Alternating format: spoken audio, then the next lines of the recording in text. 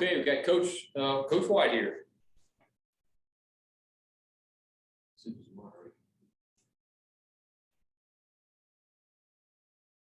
Susan, you moderating today? You got it? Yes, I'm ready. Coach, Okay, you ready? yeah, go ahead. Go ahead, Susan. Yeah. Okay, we'll just open it up to questions. Josh Moore. Hey, Brad, watching some I'm sure you've watched a lot of tape on Malik and their offense, and it looks like he's very a lot more comfortable as far as standing in the pocket and taking hits and his release and getting it to guys. What have you seen from him as far as the growth from maybe the last couple of times you've seen him and particularly in that area? Yeah, he's a special talent, and there's been a pretty marked jump from the last time we saw him in 19, and his command of the offense. You can see that there's a confidence level that he's playing with right now. Arguably, the most talented offensive weapon we've seen all season. Like he's really dangerous, and again, like you said, he's been really equally dangerous. Everybody thinks about just him and his legs, which is he's smooth and he can run there. But what he's done in the pocket this year, he's got 18 touchdown passes, 18 rushing touchdowns to have 36 total touchdowns is pretty remarkable. So to say it's a huge challenge is a little bit of an understatement. John Hale. Brad, Mark talked a little after the game and Monday that JJ Weaver still maybe not 100% health wise, but how have you seen him grow over the course of this year? Where has he improved the most? You know what? I think from an improvement standpoint, his ability to prepare for a game. I think he's more dialed in terms of what's needed to prepare, sort of, the term prepare like a pro. Like he studies his tackles. He comes early. This is really the first year that he'll come up 30 minutes before meetings even start, both on his own and, he'll grab a coach that's available and, say, hey, what do you think about this? Hey, what about these tackles? What about how should I play this? He's really dialed in that standpoint. There's some things that we're still smoothing out from a pass rush standpoint that, are just some habits that we have to break. And you can see throughout the season, we're starting to break those. It's not completely, those habits, they take time. But he's aware and he's trying and he's working. And then I've been proud of his toughness, even when it's been a little bit sore, when you maybe protect, something, or you're mindful of, say, his knee, it makes you vulnerable in other parts of your body.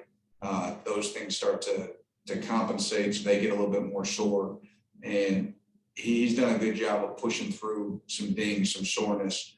And it's really been all about the team for him. And he knows that we need him, especially with, some of our depth issues. And he's never balked once. He's like, you need me? I'm going, let's go. And again, he's not 100, but he will be next year and he'll be better than ever. Nick Roush. You all have really picked up the sack and kind of havoc production as of late. How do you preach your guys to keep up that intensity and tenacity while also remain disciplined to a guy who's really elusive back there in the pocket? Yeah, that's a great question. From a standpoint of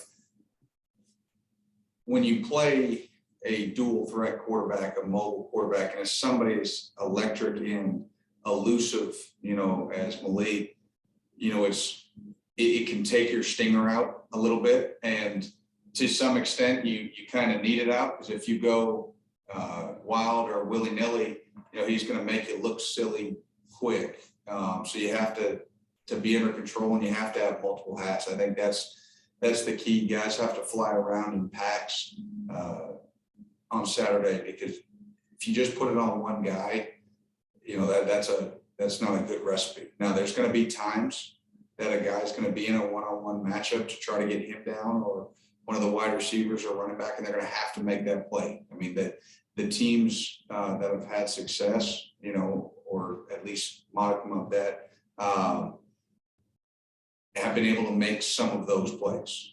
You know, he's going to make guys miss. That's why he's a special player. But you have to have guys that are there in support, hunting the football, so that if he does make one miss, at least that guy made it slow him down for guy 2 or 3 or 4 to come in and make the play. Kent Spencer. Brad, what have you thought, especially in the last few weeks, about the play of your all secondary, and how much will they be tested this week against, like you kind of mentioned a few times, you know, Malik can do a little bit of everything, but they can also take the top off of it. Yeah, they're going to be challenged. This group of wide receivers has, you know, a lot of pace to them. You know, they can take the top off. You know, you look at, you know, some of the longs. You know, they've got a 92-yarder, a 93-yarder, or a 76-yarder. I mean, so you know, their top 3 wideouts can really go. Their tight end is a big threat in the passing game. So the secondary will be challenged. How do I feel like they've done? I mean, I think at times, you know, I've been proud of how they've competed. You know, at others, we still have to, you know, we're going to give up pass. I mean, that's what happened. I mean, that's football. Like, you're going to, in 50-50 situations, and you know, guys are going to throw and catch the ball. What you want it to be is a competitive catch. There are some situations I thought we panicked, and we just need to get better. You know, when the ball is in the air, that's something we'll continue to try to improve upon. But I think that the confidence level is growing. You know, I think there was a point there in the season that it might have dipped a little bit. And that's your job as a coaching staff to try to build that back up, because you can't play in the back end without confidence.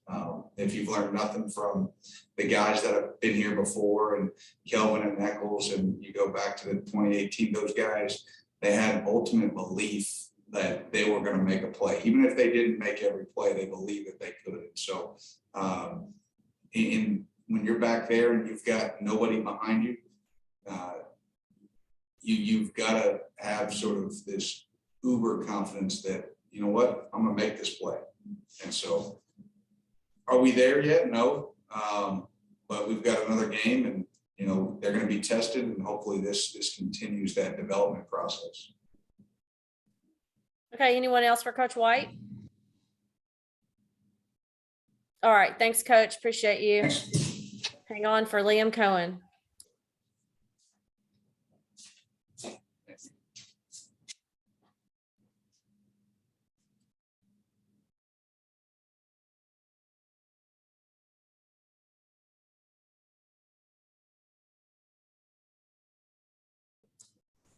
Hey, testing the speakers, 1, 2, testing 1, 2.